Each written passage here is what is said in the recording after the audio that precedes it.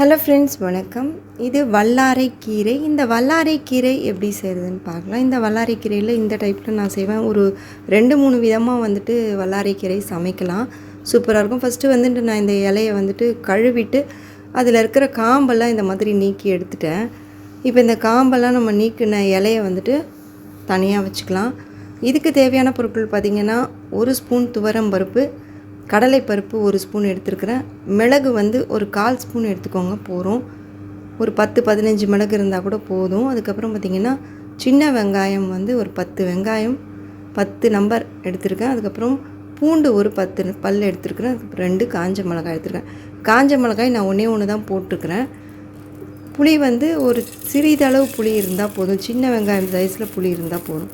இப்போ first 1 spoon எண்ணெய் விட்டுட்டு அதில் பார்த்திங்கன்னா, அதாவது 2 ஸ்பூன் எண்ணெய் விட்டுருக்கிறேன். இந்த 2 ஸ்பூன் எண்ணெய் விட்டுட்டு இது கூட நான் கடலைப்பருப்பு, துவரம்பருப்பு, மிளகு இது எல்லாத்தையுமே சேர்த்து இந்த மாதிரி பொன்னிறமாக வறுத்துக்கலாம். இது நல்லா இப்படி நல்லா வறுபடணும். அதுக்கப்புறம் பார்த்திங்கன்னா, இதை சிம்மில் வச்சு வறுத்துக்கோங்க.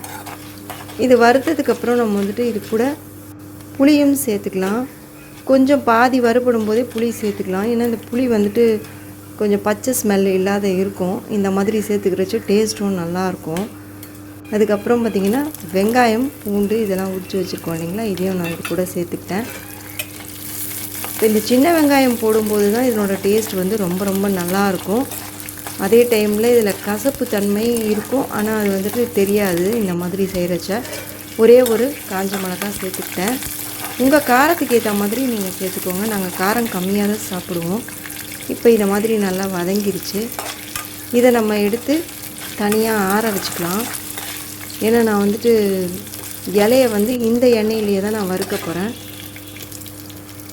நீங்கள் என்ன எண்ணெய் யூஸ் பண்ணுறீங்களோ அது யூஸ் பண்ணிக்கோங்க. ஆனால் நல்லெண்ணெய் இதுக்கு யூஸ் பண்ணாதீங்க. இது கொஞ்சம் கசப்பாக இருக்கும். நல்லெண்ணெய் யூஸ் பண்ணும்போது இன்னும் கசப்பு அதிகமாக தெரியும். அதனால தான். இப்போ இதை நம்ம ஆற வச்சுக்கலாம். இது கூட பார்த்திங்கன்னா, அந்த முதல்ல நம்ம வறுத்த எண்ணெயிலேயே நம்ம இந்த மாதிரி இலையை சேர்த்துட்டு, அதாவது 2 கைப்பிடி அளவு இலையை சேர்த்துருக்குறேன். நம்ம கை கொள்கிற அளவுக்கு அந்த இலை இருந்தால் போதும். இப்போ நம்ம இதை கொஞ்சமாக வதக்கிக்கலாம். ஆக்சுவலி இது ஒரு 3 to 4 மினிட்ஸ் வதங்கினாலே போதும். ஸ்லோ ஃப்ளேம்னால் மீடியம் ஃப்ளேமில் வச்சு வதக்கிக்கோங்க. இந்த மாதிரி வதக்கிட்டு இதையும் நம்ம ஆற வச்சுக்கலாம். கொஞ்சம் லேசாக ஆறட்டும். இப்போ ஆறினதை நான் மிக்ஸி ஜாரில் சேர்த்துக்கிறேன். சேர்த்துட்டு இதை ஒரே ஒரு தடவை சும்மா கிரைண்ட் பண்ணிக்கலாம். ஏன்னா இலை அதுக்கப்புறம் சேர்த்தோம்னா தான் நம்ம குறப்பாக நல்லாயிருக்கும் துவையல் சாப்பிட்றதுக்கு. இப்போ இலை கூடவே நான் அளவாக உப்பு சேர்த்துக்கிறேன். நீங்களும் எவ்வளோ இலை சேர்த்துக்கிறீங்களோ அந்த அளவுக்கு உப்பு சேர்த்துக்கோங்க. இப்போ இந்த மாதிரி நம்ம அரைப்பட்டிருக்கு. இதில் நான் கொஞ்சமாக தண்ணி சேர்த்துட்டு திரும்பவும் கிரைண்ட் பண்ணிக்கிறேன், அரைச்சிக்கிறேன். இப்போ நம்மளுக்கு வல்லாரை துவையல் தயாராகிடுச்சுங்க. வாங்க சாப்பிட்லாம்.